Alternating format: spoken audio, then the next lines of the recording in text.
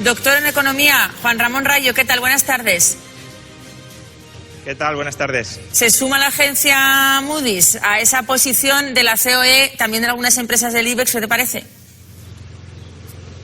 Bueno, me parece razonable que las empresas, el tejido empresarial y aquellos que están evaluando la solvencia del conjunto de la economía española no quieran ni más subidas de impuestos al tejido empresarial, es decir, a la parte de la economía que genera riqueza y empleo, ni tampoco más regulaciones o contrarregulaciones que lo que hagan sea incrementar los costes para generar esa riqueza, para coordinarse y generar esa riqueza. Por tanto, me parece razonable que se pida eso, aunque no me parece tan razonable que se plantee que un gobierno en el que pudiera tener cierta entrada de Podemos nos abocaría automáticamente a la recesión. Creo que ese es un temor exagerado, pero desde luego sería muy preferible para la economía española que hubiese una mayor sensatez orientada hacia la libertad económica, y ese es el eje que puede de alguna manera presionar ciudadanos, o que podría presionar ciudadanos dentro de un gobierno socialista.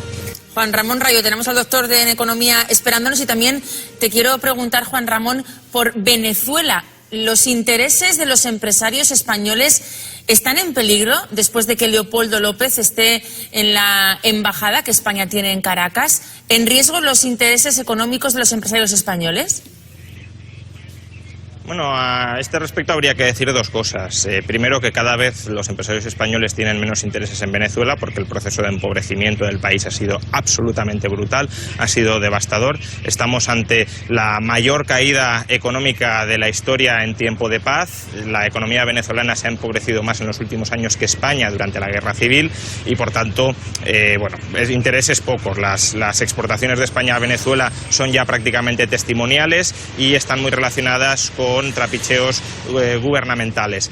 Y ese es, de hecho, el segundo punto. Creo que el gobierno en ningún caso tiene que valorar cuáles son los intereses de los empresarios, en la medida en que esos intereses de los empresarios atenten contra los derechos humanos y se fundamenten en hacer negocietes y tejemanejes con una tiranía que está oprimiendo a sus ciudadanos. Por tanto, sea como sea, hay poco que rascar, pero aunque hubiera mucho que rascar, el gobierno no debería entrar en ese juego.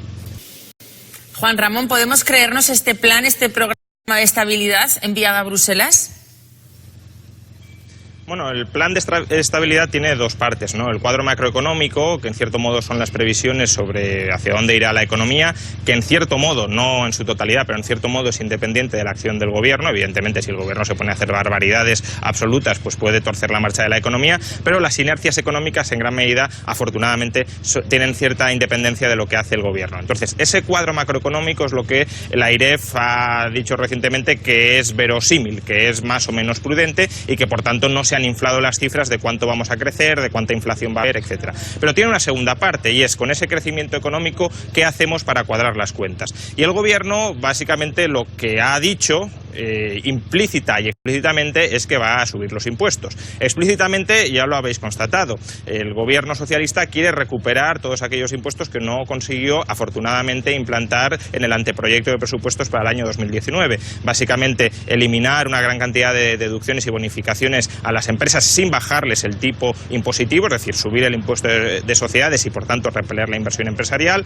implantar una tasa Tobin que dificultará la captación de capitales en España, dado que cualquier persona que compra o vende acciones tendrá que pagar impuestos. También la tasa Google, que supondrá que todas aquellas empresas pequeñas, medianas o grandes que se quieran digitalizar a través de los servicios online que proporcione Google, Amazon o Facebook o cualquier otra empresa, tendrá que pagar un tasazo y por tanto restará competitividad y mermará la capacidad de digitalización de nuestras empresas. Y también no nos olvidemos del famoso dieselazo que pagarán esencialmente las clases medias. Eso es lo que ya sabíamos, pero hay otra parte que no conocíamos y que desde luego en parte también está contenida en este plan de estabilidad presupuestario. El gobierno ha dicho que en el año 2022 los ingresos serán 100.000 millones de euros superiores a los del año 2018. 100.000 millones de euros. Las anteriores subidas de impuestos que he mencionado apenas llegan a 5.000 millones. ¿De dónde van a salir esos 100.000 millones?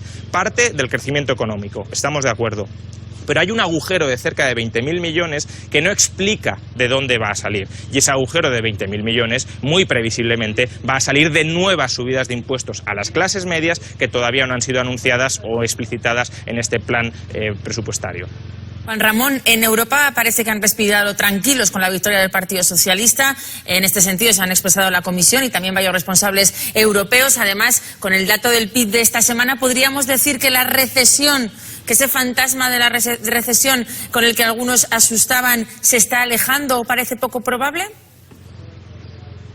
Sí, yo creo que se asustó de manera apocalíptica y catastrofista sin demasiada justificación o sin demasiado motivo. Es verdad que la economía española estaba y en cierto modo sigue estando en una fase de desaceleración, pero desaceleración no es lo mismo que recesión. Estábamos creciendo en 2016 y 2017 por encima del 3%, este año probablemente crezcamos 2,5, 2,4, 2,3, eso es una desaceleración, pero hombre, hasta de crecer media mucha distancia. Además, como ya hemos comentado en otras ocasiones, esta desaceleración, más allá de determinadas medidas políticas totalmente equivocadas que ha adoptado este gobierno, como subir aceleradamente el salario mínimo, condenando a 125.000 personas que habrían encontrado su empleo al paro, al margen de esas medidas equivocadas, lo cierto es que la desaceleración responde a factores externos y la aceleración actual o el freno de la desaceleración actual también responde a factores externos, precio del petróleo, tipo de cambio con el euro, comercio internacional, situación económica en Alemania, situación económica en China, situación económica en Estados Unidos. Por tanto, culpar al gobierno de por su mera existencia, al gobierno socialista de por su mera existencia, causar una recesión no tenía mucho sentido. Otra cosa, y esto sí que puede ser importante o interesante de analizar, es en caso de que viniera una recesión, que no cabe descartarlo en absoluto a medio plazo, ¿cuáles serían las políticas que adoptaría este gobierno para acelerar la salida de la recesión? Y mucho me temo que en ese caso podríamos encontrarnos con una economía con más impuestos, con más gasto público, con más rigideces regulatorias, y ahí, si viniera una recesión no provocada por este gobierno, pero sí a la que se tendría que enfrentar este gobierno, pues desde luego estaríamos bastante peor armados o más desarmados para contrarrestarla con los menores costes posibles. Juan Ramón, sobre la reforma laboral, en ese programa que ha mandado el Partido Socialista del Gobierno, Pedro Sánchez, a Bruselas, pues no aparece nada de reformar, de derogar la reforma laboral. ¿Por qué crees que toma esta decisión ahora Pedro Sánchez?